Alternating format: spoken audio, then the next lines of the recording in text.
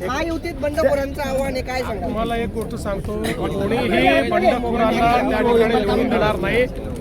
लोक महायुतीच्या पाठीशी आहेत, बंडखोरांना कोणी निवडून देणार नाही. कामं झाली, परंतु त्यांच्या दर्जाचा प्रश्न आहे. काही थर्ड पार्टी ऑडिट करून काही जबाबदारी निश्चिती होईल का साहेब?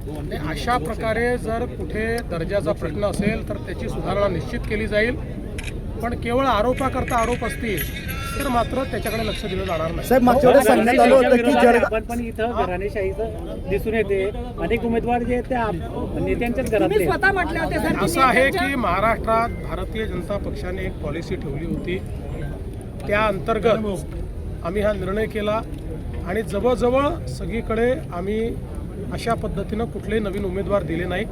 एक दोन ठिकाणी अपवाद झाले, कारण त्या ठिकाणी फॉर्म भरून टाकले होते आणि मग दुसरा वेळेवर अल्टरनेट उमेदवार आम्हाला आणता आला नाही.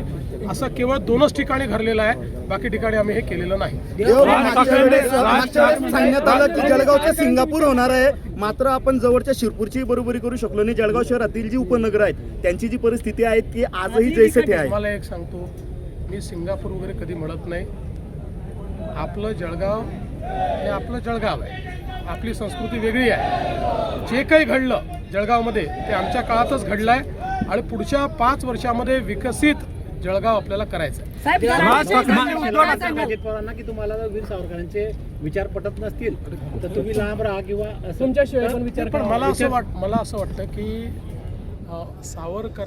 वीर सावरकरांचे विचार हे अजितदादांनी त्याचा विरोध करण्याचं कारण नाही, त्यांनी कधी केलंही नाही. म्हणजे मला माहिती नाही त्यांनी केलं असेल तर, आजपर्यंत तरी मी बघितलं नाही.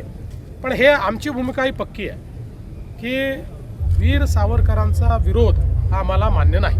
राज ठाकरेंनी उद्धव ठाकरेंना पक्ष सरेंडर केल्याचं दुरी म्हणतायत भाजपमध्ये गेल्यानंतर. असं आहे, आता ते त्या पक्षामध्ये होते त्यामुळे त्यांना त्या पक्षातलं जास्त माहिती आहे. ते शेवटी काही ना काही नाराजी असेल म्हणूनच आमच्याकडे आले की नाही.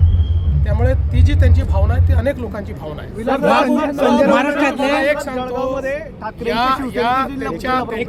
त्यांच्या युतीमध्ये सर्वात जास्त नुकसान हे राज ठाकरेंचं होणार.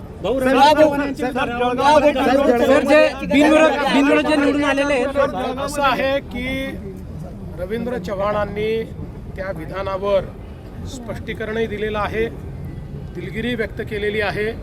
त्यांनी हे स्पष्टपणे सांगितलं आहे की मी फक्त रेकॉर्डबद्दल बोलत होतो की नवीन रेकॉर्ड तयार करा, बाकी विलासरावांच्या बद्दल या महाराष्ट्रात पक्षविरहित सर्वांना आदर आहे.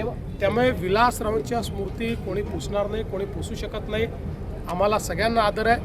आम्ही जरी काँग्रेसच्या विरुद्ध लढत असलो तरी देखील विलासरावांच्या संदर्भात आमचं सगळ्यांचं असं मत आहे की महाराष्ट्रातले जे प्रमुख नेते आहेत, ज्यांनी महाराष्ट्रामध्ये उत्तम काम केलं, त्यापैकी एक विलासराव आहेत. आणि हे स्पष्टीकरण रवींद्र चव्हाण साहेबांनी दिलेलं आहे. आणि याच्या पुढे जाऊन कोणीही निवडणुकीच्या काळात दिलगिरी व्यक्त करत नाही, पण त्यांनी दिलगिरी व्यक्त केली आहे कारण त्यांच्या वक्तव्याचा चुकीचा अर्थ निघालेला.